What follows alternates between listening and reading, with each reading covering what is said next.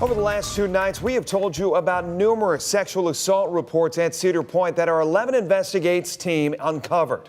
Those allegations have been made during the past 5 years by Cedar Point employees, and only 2 men have been found guilty of any charges at this point. But why? Tonight, our team brings you some of those answers.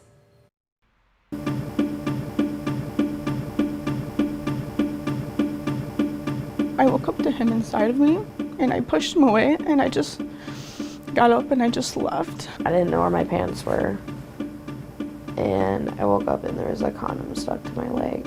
He just walked in, like, unannounced, and, like, he grabbed me and pushed me up against the bed. Over the past 2 nights, we've introduced you to Casey, Raven, and Elle. They are 3 of the 27 Cedar Point workers who say they've been sexually assaulted in employee housing during the past 5 seasons. They continue to push police for justice, but 11 Investigates has learned that 15 other workers have asked police to close their cases. And that's not unusual, according to Sandra Miller, president and CEO of Cleveland Rape Crisis Center.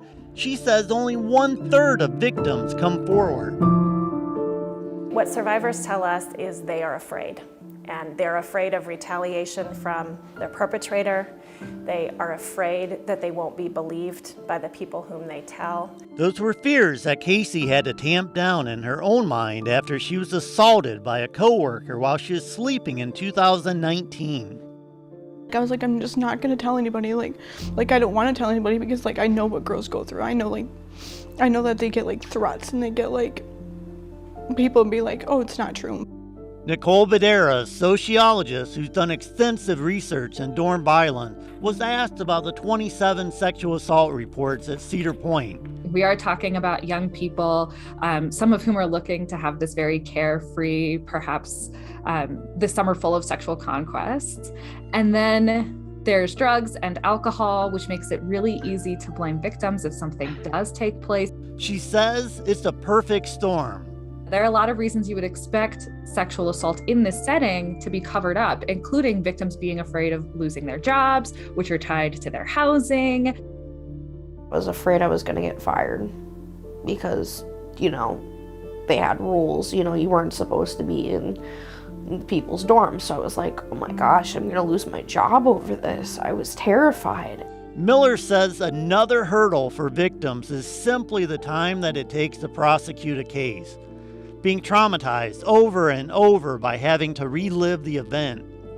We know that 2/3 of sexual assaults are never reported, and then those that are reported to formal authorities like police or child welfare agencies, only a small percentage of those get past the investigation and get passed on to prosecution.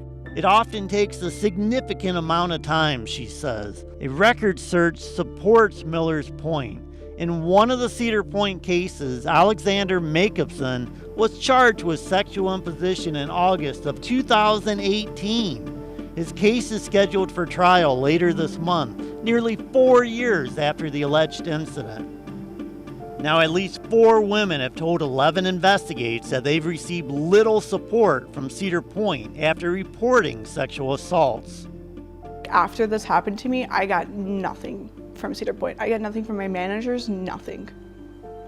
Cedar Point did not contact me at all. Nothing about their uniforms and nothing. So they didn't even reach out to you? Nope. Not once? Nope. And according to Badera, lack of support discourages people from reporting incidents and can re-traumatize those victims. There's this phenomenon called institutional betrayal, where if a survivor is betrayed by an institution they trusted when they tried to come forward and get help in the aftermath of a sexual assault, if that happens, that trauma is the same as being sexually assaulted a second time. In a statement, Cedar Point said, in part, that our team is available to assist associates at any time with multiple resources. It said that an emergency texting program, a hotline, and counseling are available to associates. Park officials, however, continue to refuse to sit down and answer our questions. Miller has a message for all the women and men who might be afraid to come forward. It doesn't matter what you did, what you wore, how much you had to drink. Nobody had a right to violate you in this way. You did not deserve to be sexually assaulted because you went out for a night, you enjoyed yourself with friends, you went to a party. Cedar Point officials did give us a statement reading in part, Cedar Point takes these matters very seriously. All reports of associate misconduct are immediately responded to, reviewed, and if appropriate, escalated to local law enforcement for further investigation.